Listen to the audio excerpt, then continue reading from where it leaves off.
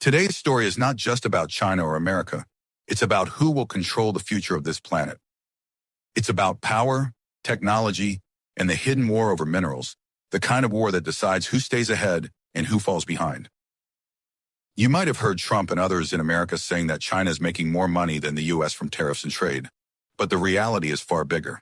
It's not only about money, it's about who controls the resources that build the modern world, the rare earth elements, the minerals, the stones from which your phones, missiles, and satellites are made.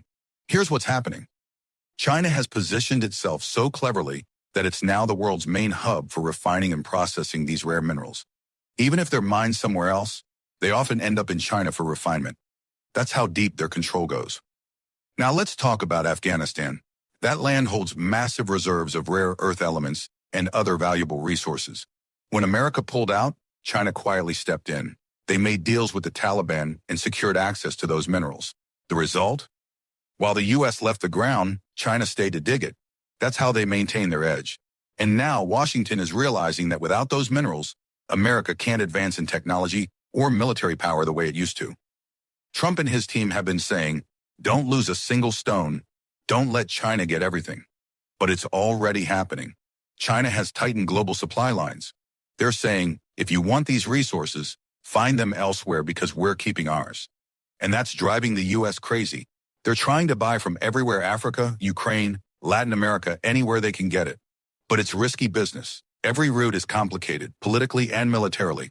China's strategy is simple but ruthless. Dominate the supply chain, and you dominate the world. They know the future depends on technology, and technology depends on minerals. Without these elements, even the world's most powerful nations can't build the systems they rely on.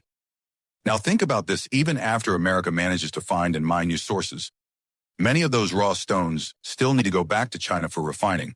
It's ironic, right? The same country the U.S. is trying to outcompete is the one they still depend on to process their materials. That's how strong China's industrial grip has become.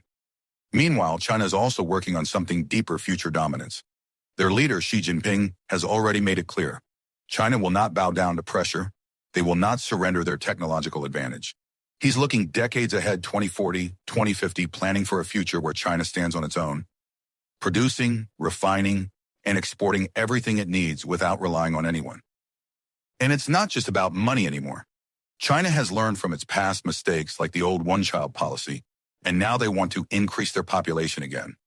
They want more workers, more scientists, more innovators, so their country keeps running strong for generations.